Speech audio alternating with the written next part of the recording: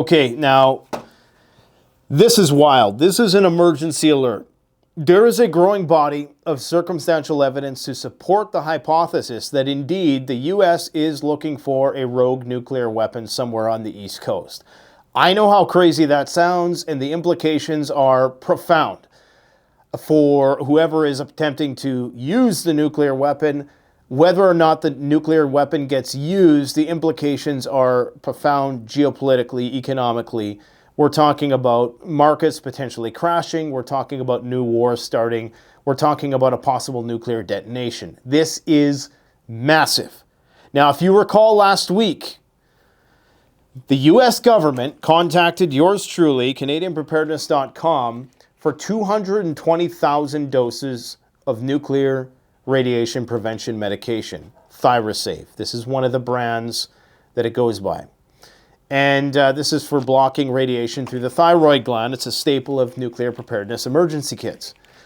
They wanted 220,000 doses, and they wanted them by December 21st for some reason. I chalked it up to maybe they wanted it before the end of the fiscal year. It's possible. Is it for continuity of government? It made sense because where it was being shipped to Washington.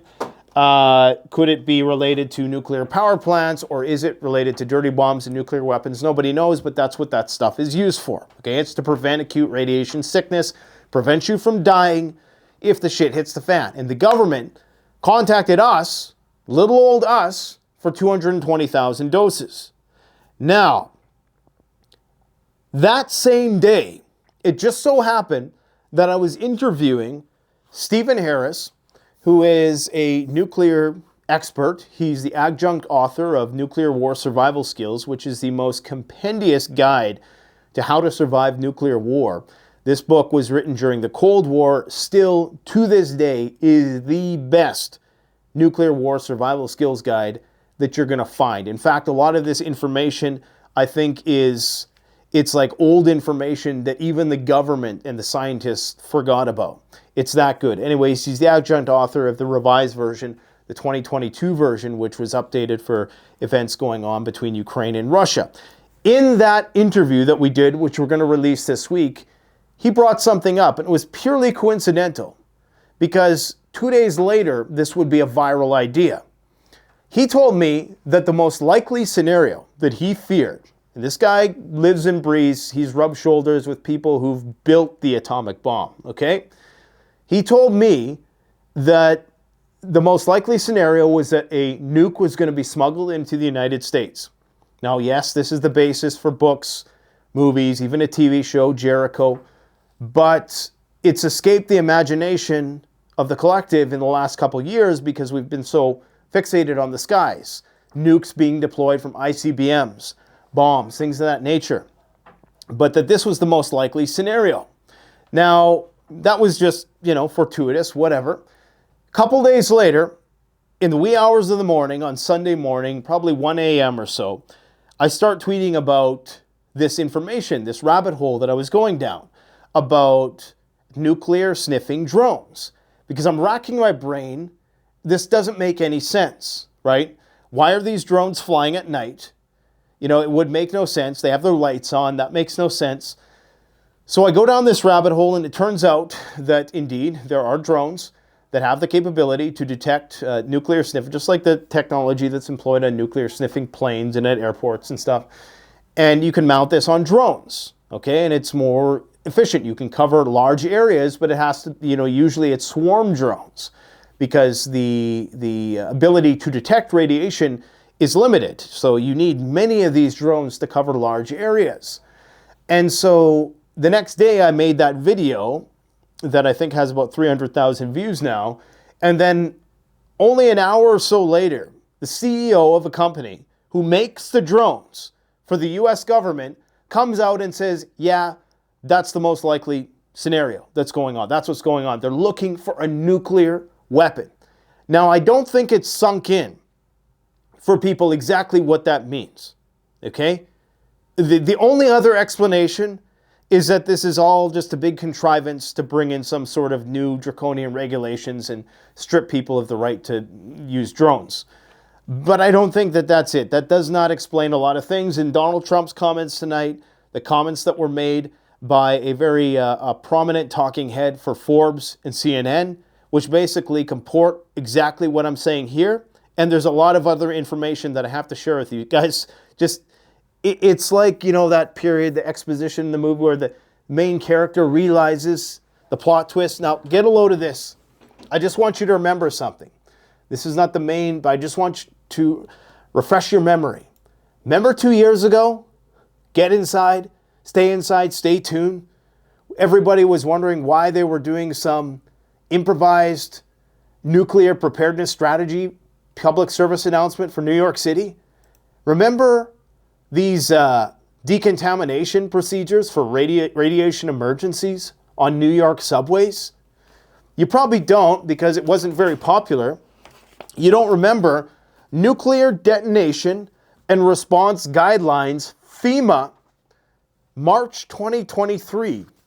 This is probably one of the more extensive guides with respect to how they're going to manage a limited, benign nuclear disaster, but this could pertain to an all-out nuclear war scenario as well. So it appears as though they were preparing us mentally in a very sort of subtle way so not to trigger panic, because that's the reason why they're not telling. They're going to go by the noble lie. They're going to say that we didn't want to tell the public because it would induce mass panic. Now, Donald Trump let the cat out of the bag, and I don't think a lot of people realize exactly what he said. But they don't want to start a public panic because there are millions of people within this region. And if you have people suspecting that, I don't know if there's going to be a nuclear bomb that goes off today, do you think a lot of people are going to want to go to work? I mean, when you really think about the implications, and that's presuming that there's only one nuke or maybe a few. Now, how the technology works, just so you understand, nuclear weapons do give off radiation. I have the technical explanation here. I don't want to bore you with the details, but just know that there are drones and they can detect a nuclear weapon. Nuclear weapons give off radiation. It's a smaller amount because they're encased in such a way that a lot of that radiation is contained within. But if you were trying to smuggle one around, then you could encase it in something, I don't know, I presume, I'm not an expert on this, but I presume some kind of lead or something that would prevent. You don't even need lead. You just need a lot of mass between the nuke and the outside world for it not to be detected. Now, just think about if they are putting up these swarm drones and they're in such numerous amounts that they can't hide it, then that means that there is a very high likelihood that there in fact is some nuclear weapon out there that's gone rogue, that they have intelligence that there's some rogue nuclear weapon out there. Or, as we're going to talk about later, this could be part of the psychological Operation Warfare campaign, but that's more of a conspiracy out there theory. The real question is, why would any terrorist or why would any nation state green light this? I don't think that this is attributable to any nation state. Even Trump doesn't believe that, as you're going to see in his statements in just a moment. North Korea, China, Russia, none of them have a vested interest in setting off a nuke in the United States. It would just be stupid. It would make no sense. A terrorist group, on the other hand, or some group that was trying to incite a civil war or perhaps a war with another country, absolutely they would have motive to do that and try to blame it on someone. The problem is that nuclear materials are very traceable. And that's something else that Stephen Harris said in our interview that we're going to release, is that you can basically determine where it came from, okay, doing an analysis. So if a nuke goes off, they're going to know where it came from unless some elements were stolen from somewhere in an attempt to frame someone. Anyways, now that the cat's out of the bag, do you really think if there is a rogue nuke around that they're going to continue with those plans as intended? Or are they going to go under the radar for a while? So there is a distinct possibility that this thing is going to die down, but it doesn't look like it. Let's get into the Trump statements that he made today. Actually, first, I want to share this with you because, I mean, talk about serendipitous is not the word because it's not positive, but talk about a coincidence. This is Gordon Chang, okay? And he's basically saying that the people need to prepare for war with China. And this is, one of these talking heads. Forbes is well within the orbit of the mainstream media. In fact, I was referred to this video that now has 612,000 views after 11 hours, which for a mainstream media channel nowadays is a lot. So YouTube is pumping this. Get a load of this. They're already setting it up. Okay, just listen to this. This is crazy. In light of what I told you about this stuff, listen to this. This is something you never hear a pundit say on American media and not be challenged by the interviewer. If the more ominous scenarios are in fact true, then Americans need to prepare for being on their own for quite some time. Because the detonation of a nuclear device on American soil will not only cause panic, but it will cause, at least for some time, an inability of government to take care of people. So people need to be able to have enough food, enough water. They need iodine pills. This is not a conversation that the American people have had for a very, very long time. You need iodine pills. So he's saying it. They're telling you exactly what I've been telling you. I came to that conclusion that this was nuclear sniffing drones because that was the most logical inference on the basis of the available evidence. And then lo and behold, the next day, the CEO of the company comes out and it goes mega viral and gets, 30 million views on Twitter. So I'm telling you guys, you think I'm pulling this shit out of my ass. As I showed you in that video yesterday, some people think I do this in my garage, okay? Go watch the video we released yesterday. We like to have some fun too, but you can see the studio that we're in. This is an actual studio. It's legit. It's a legit operation. But I have a eclectic, eccentric way of doing things because that's how you got to be a little crazy to figure this shit out. Now, let's hear what Trump has to say. Okay? This blew me away. I actually think that in the next 48 hours, we're going to hear from Biden or someone at that level with respect to what's going on. And I'm going to give you the psychology of why they do that in just a moment. Can you comment on the drones that are flying around New Jersey ports? It seems like the American people have a big disconnect. The government knows what is happening. Look. The government knows what is happening. I mean, that's... Our military knows where they took off from. If it's a garage, they can go right into that garage. They know where it came from and where it went. And for some reason, they don't want to comment. And I think they'd be better off saying what it is. Our military knows, and our president. He seems very sure that he knows exactly what's going on. Now, what he's about to say next is shocking for people with ears. It knows. And for some reason, they want to keep people in suspense. I can't imagine it's the enemy, because if it was the enemy, they'd blast it out. It's not the enemy. The government and the military knows what it is. They want to keep people in suspense. The only possible thing is that they're looking for a nuke. Really. I mean, I've analyzed this 50 different ways from Sunday. If there's an alternative explanation that checks all the boxes, please tell me in the comment section below. But wait, there's more. And if they were late, they'd blast it. Something strange is going on. For some reason, they don't want to tell the people, and they should. Because it would cause panic. And I think this is just a different style of governance. Maybe Trump at least projects that he has more confidence in the people to not riot when the shit's about to hit the fan, but... Good, because the people are really... I mean, they happen to be over Bedminster. They're very close to Bedminster. I think maybe I won't spend the weekend in Bedminster. He knows what's going on. I won't spend the weekend in Bedminster. He doesn't want to go there. I've decided to cancel my trip. Have you received... What? He decided to cancel his trip. Now think about what he's saying here. Now I'm sure that there's some gag or like he's under some NDA thing where he can't tell us he's not the president yet. Okay. But consider the morality of what he's saying. He's saying that he's not willing to travel to that place. I don't know where this place is. I presume that within the vicinity of there, the proximity, there's probably a lot of people. He's saying that those people are screwed, essentially, right? If something happens. Briefing on the drones? I don't want to. I've decided to cancel my trip. Have you received an intelligence briefing on the drones? Can you believe that? I mean, just think about that. Why is he canceling his trip? There's only two possible things. Either the drones are the threat, or the drones are looking for a threat. Either way, the US government is not alerting the population about a threat. And in some ways, I can understand why. People would lose their shit.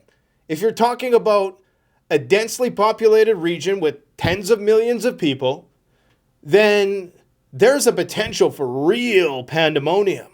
So what do you do in a situation like that? I'll tell you what you do. You do exactly what they're doing now. Let's just listen to this final statement and I'll explain. Have you received an intelligence briefing on the drones? I don't want to comment on that. Have you been... Sure he has. Of course he has. I mean, he just spilled the beans. Loose lips sink ships. Now, why and what are they doing right now with respect to this whole psychological operation? I think what they're trying to do, now that the cat's kind of out of the bag, and if you're a criminal now, I mean, you're going under the radar. You're not going to be detonating those nukes anytime soon. Or if you do it, you're going to want to make doubly sure that, it go undetected. Even still, you need a lot of these drones to cover these huge areas. Like, it's not like they can see from, 10,000 feet in the air. I mean, they have to be relatively close, is the impression I'm under based on the research that I've seen. So you need a lot of these drones scouring, all of the areas. Anyways, I think what they're trying to do is they're trying to desensitize people to the idea. It's an age-old psychological tactic. It's called the mere exposure effect. If you expose people to an idea, even if it's an idea which is negative, all you have to do is expose them to it, and their attitudes towards it will gradually become less negative and less hostile, less anxious, to the extent that if you continuously prime people with this narrative that maybe there's nukes, when they do officially have to come out and are forced to, because if they don't, they risk a mass casualty event, and then they have to, of course, then they have to answer for why they didn't evacuate the population, right? So this is, I lost my train of thought there, but so they're trying to psychologically slowly acquiesce people to this idea that this is a possibility. Now, if they were to spill the beans in a few days after this idea has gone viral, and that it has, I'd say 1 in 10 people are aware of it, possibly more, this explanation anyways. The other 50%, they're going to continue to believe that it's UFOs, Project Bluebeam. No matter what you say, you can detonate a nuke and they'll still say, oh, the aliens didn't intervene or they were unsuccessful in their interventions. They'll make up some bullshit, okay? But they know that at some point, they're probably going to have to tell the public what's going on. And so I think that it's going to work out, whether it was intentional or not, that now that people have been exposed to the idea, maybe that's going to mitigate the panic a little bit. There's two ways of looking at this. Either, and this is where we get into the conspiracy speculation, and I'm not saying I'm one way or the other, I'm just trying to share with you all the angles that I see. It's possible that they're trying to mitigate panic, or they're trying to create it. They're trying to create it in the sense that they seem to be encouraging this angst around the issue a little bit. The media, which is very centralized and controlled, if they wanted to, they could completely ignore this issue. That they aren't says something, okay? Now, they could be doing that because they're trying to steer it in the direction of the UFO hypothesis. But when you have something like this go viral, and this guy explains exactly what I just explained to you, and he is not challenged at all by the Forbes interviewer. Okay, so this is a sign that this is what they're getting ready to disclose to us. That there is, in fact, now, I should say that that doesn't mean that there's actually a nuke out there. This is where, it really gets complicated, because just the threat of a nuke out there is an event unto itself. The finding of a nuke before it's detonated is an event of itself. The detonation of a nuke is an event in of itself. All of these scenarios have a corresponding panic and fear that the government can leverage for whatever it wants. If they just say that there's a nuke out there somewhere, they can leverage that somehow. Problem, reaction, solution. If they say they found a nuke, well, that's not exactly going to inspire a lot of confidence. People are still going to be on edge, right? So the question is then, where did the nuke come from? Who are they going to frame for having this rogue nuclear weapon? Where are they going to trace it back to? Okay, but I think the most dangerous territory is either the first one or the third one. Because the first one, they can just make claims that it's from North Korea. Just like this guy, Gordon Chang, is claiming. He basically singles out each and every one of the axis. Russia, China, North Korea, Iran, all as being somewhat culpable for this possible nuclear weapon that they're looking for. Okay? So he is front-running that whole thing. This is who they're going to frame for it if they don't find anything, or who they could leverage this to frame. That, of course, has implications geopolitically. They can then say, well, we got to do all these things to increase our militarization, or we need to go and intervene more overseas, get into more conflicts. So it has huge implications. And of course, the nuclear incident is the most terrifying one, where a bomb actually goes off. Then all bets are off. We're talking about complete financial collapse, not only because where they're looking for these things is very close to the economic heart of the United States, New York City, right, where the stock exchange is located. But that doesn't really matter, because right now everybody's betting on Uncle Sam. And that is proven when you look at all currencies. The Canadian dollar approaching record lows against the dollar. The Brazil dollar, record lows compared to the dollar. China's treasury bonds, 10-year treasury bonds at the lowest ever. They're pricing in a war, okay? They don't think that China's currency is viable long-term. People are divesting from foreign markets. India is another one. India's rupee is down to record lows. So many countries right now, compared to the dollar, are all at record lows. And why does this happen? It happens during times of global crisis, or when a global crisis is imminent. That's when the dollar is strongest. Look at Warren Buffett. He is preparing for a bloodbath. 30% cash and equivalents of total assets. The highest, I believe, since 1990, but back then, the amount of money they had was negligible compared to now. So you can see this happened before the dot-com bubble, but before the dot-com bubble, they were only exposed 12% cash. 2008, 25% cash. Now, 30% cash. They're getting ready for a bloodbath. And so all of this points towards some big shit is about to go down, especially in light of this scenario where the Russians could be given their walking papers from Syria. And this means that, desperate times create desperate measures. And there is a distinct possibility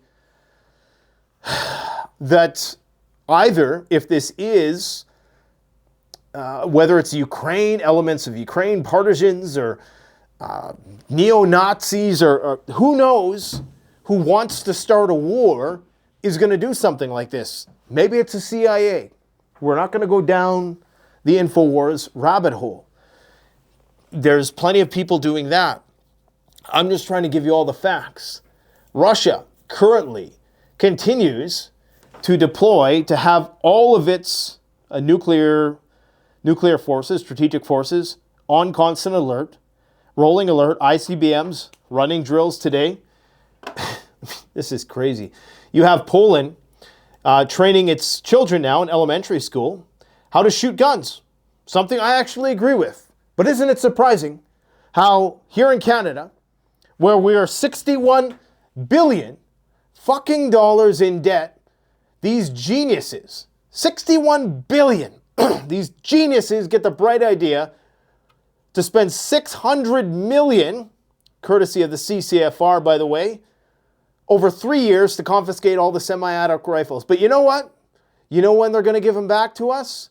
They're going to give them back to us when they need us to use us as cannon fodder. And isn't it incredible how all of the reasons why they call for gun control suddenly evaporate when it's time to send your bitch ass off to war? Isn't that incredible? Absolutely incredible. So Poland is preparing for frickin' war, man. It's incredible. The Russians today, Putin made all kinds of statements about how they're mobilizing for war. Now, I should say that Department of Homeland Security said, hey, don't worry. You know, these are just normal drones. This completely clashes with what Trump just said.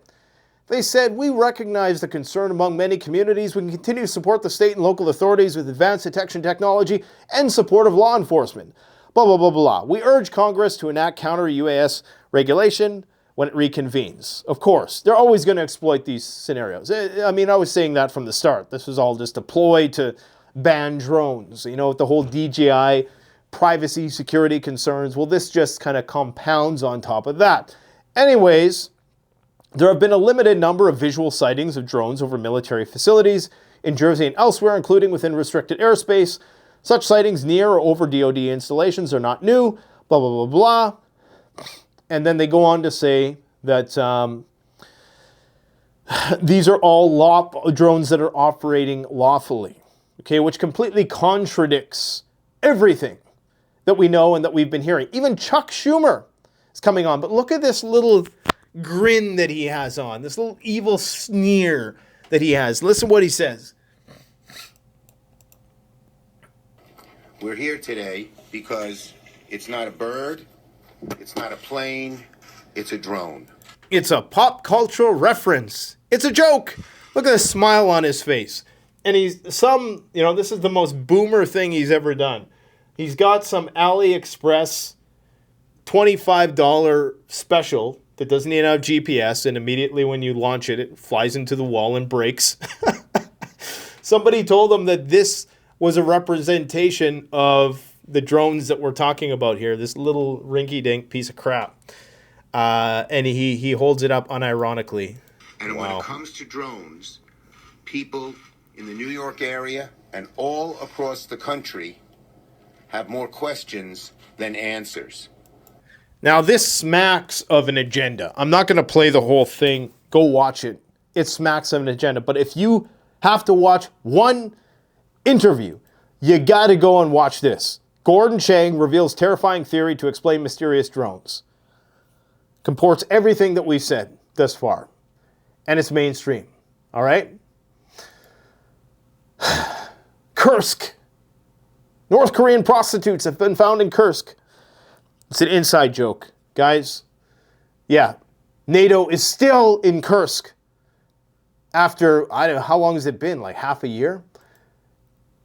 The North Korean prostitute joke. Go watch our Christmas special. Okay, just go watch it. You'll get to know the crew that's behind the scenes here, and just show these videos some love. These lighter-hearted videos, which are, they have a little bit of fun sometime, but it's also, there's a message in here too. There's a message. It's kind of our take on A Christmas Carol, only it's, I guess I should have entitled it A Prepping Carol.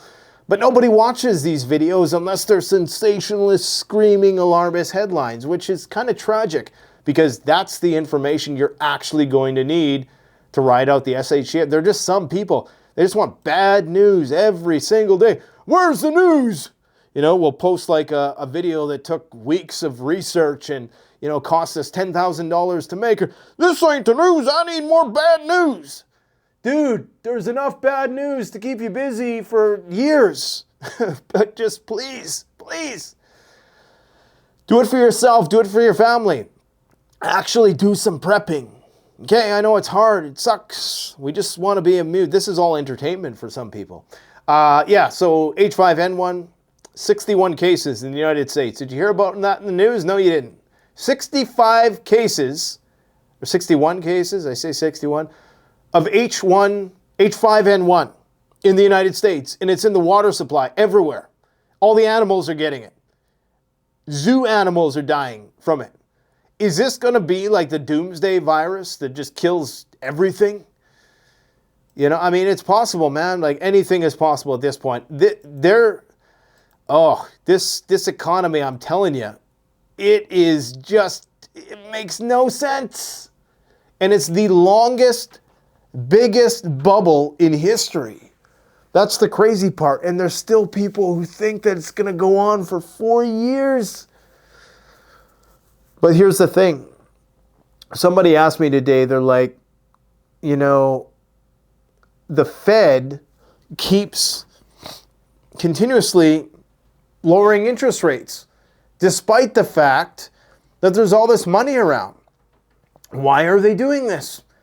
Why do they feel the need to get... The reason why is because when the dominoes start to fall this time, they're not going to stop.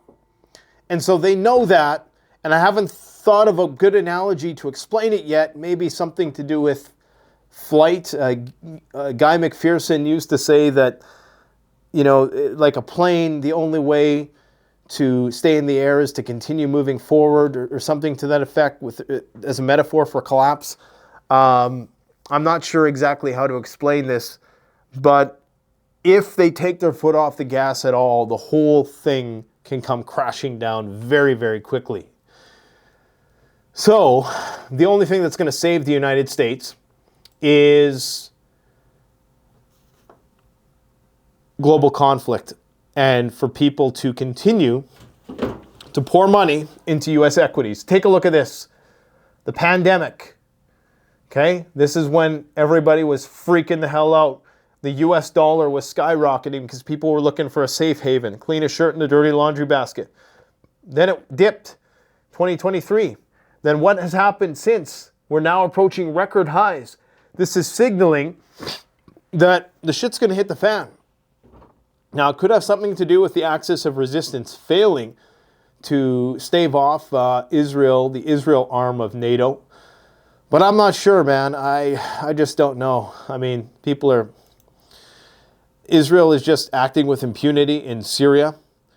And Osama bin Laden's protege there, who's now in control of Syria, seems to have no problem with Israel bombing the shit out of anywhere they so choose, which tells you that he's just kind of a placeholder. And the whole demilitarization campaign, which really doesn't make a lot of sense if Israel is coordinating this with Turkey, because wouldn't Turkey want to commandeer these materials, or the Russians feeding the Israelis information so that they can detonate it, so that stuff doesn't fall into the wrong hands? I don't know. It's late, but I know that something's going on, and there's a nuclear bomb, and they're looking for it. And that's the only thing I can think of with respect to this. This whole elaborate thing, they wouldn't go to this great extent just to put more laws on drones. Like, it wouldn't make any sense. Is there going to be a Patriot Act 2 or 3.0 component to this? Abso-frickin-lutely there's going to be. Okay? And I think that we are going to see the Biden administration comment on this in the coming days, if they can give them enough drugs to read a script for a couple minutes, that is. A lot of other news, but I'm going to leave it there for today. we have our friend Jonathan Hollerman coming back on the channel to talk about some information with respect to Chinese transformers in the United States. Some new information has been brought to light that is incredibly concerning. And once again, this is going to be exclusive information. You're only going to hear it here. Thanks for watching. If you want to support the channel, CanadianPreparedness.com. And we still do have a little bit of inventory of ThyroSafe. No, we're not going to sell it to the government. We're going to sell it to the people because the government doesn't give a shit about the people, unfortunately. They care about themselves and continuity. Go and read the Nuclear Detonation Response Guideline, March 2023. Very up to date. And this is going to give you a sense of what they're preparing for. They've been getting us mentally ready for this under our noses for the last few years. I hope you got something out of that. Thanks for watching.